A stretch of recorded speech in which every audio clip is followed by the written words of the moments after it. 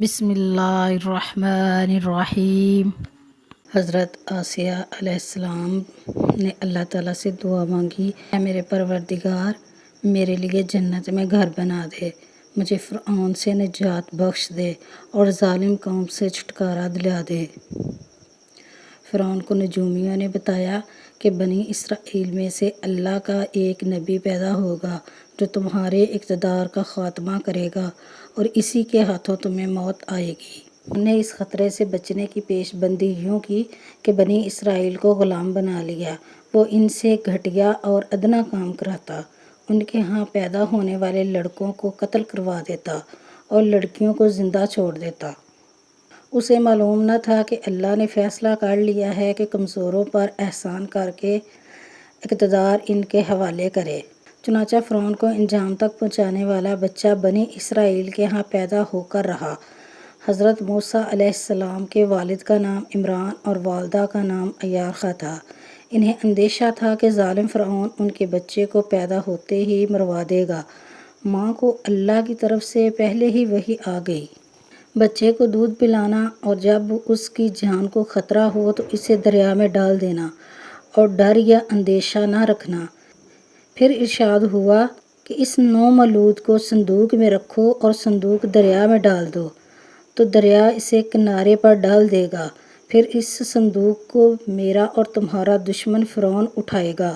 حضرت موسیٰ علیہ السلام کی والدہ کو یہ تسلی بھی دی گئی کہ ہم اس بچے کو تمہارے پاس لوٹا دیں گے اور اسے اپنے رسولوں میں سے بنائیں گے۔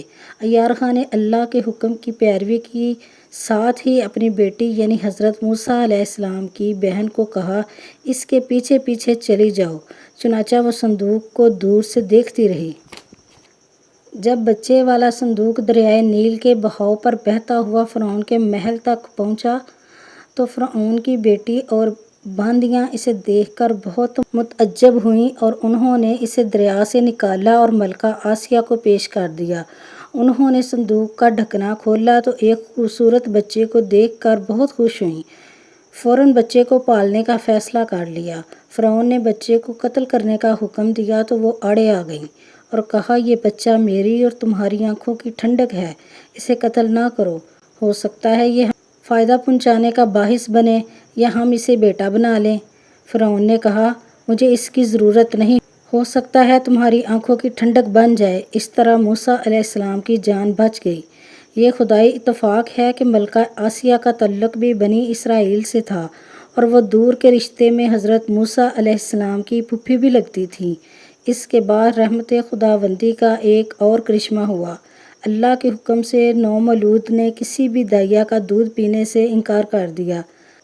ہم نے موسیٰ علیہ السلام پر دائیوں کے دودھ حرام کر دیے۔ محل والوں نے ایسی عورت کی تلاش شروع کر دی جس کا دودھ اس بچے کو موافق آ جائے۔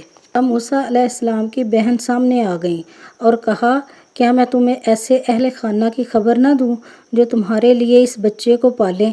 اس طرح اللہ تعالیٰ کے حکم سے وہ اپنے ہی بچے کی دائیا بن گئیں۔ ان کے اور ان کے کنبے کے لیے شاہی وظیفے مقرر ہو گئے۔ حضرت موسیٰ علیہ السلام فرعون کے محل میں پل کر جوان ہوئے۔ اللہ تعالیٰ نے انہیں اپنا نبی مقرر کیا۔ اللہ تعالیٰ نے انہیں اپنا نبی مقرر کیا۔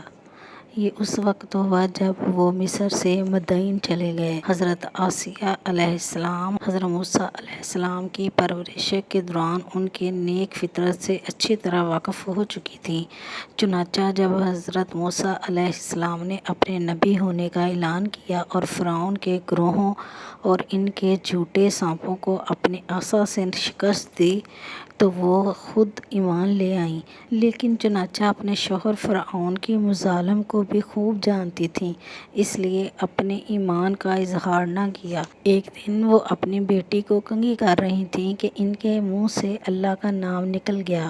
انہوں نے کہا تھا برباد ہو جو اللہ کا انکار کرتا ہے، جو میرا فرعون کا سب کا رب ہے۔ بیٹی بھی پکی کافر تھی۔ اس نے اپنے باپ فرعون کو خبر کر دی۔ فرعون نے حضرت آسیہ علیہ السلام کو طرح طرح کی اذیتیں دینا شروع کر دی۔ حضرت آسیہ علیہ السلام کو دھوپ میں لٹا کر سانپ چھوڑ دیتے وہ جواب دیتی، میں موسیٰ علیہ السلام اور ہارون علیہ السلام کے رب پر ایمان رکھتی ہوں۔ آخرکار فرعون نے ان کے ہاتھ پاؤں میں کیل گاڑ دیے اور سینے پر بھاری پتھر گرا دیا۔ حضرت آسیہ علیہ السلام نے اللہ تعالیٰ سے دعا مانگی، اے میرے پروردگار، میرے لیے جنت میں گھر بنا دے، مجھے فرعون سے نجات بخش دے اور ظالم قوم سے چھٹکارا دلا دے۔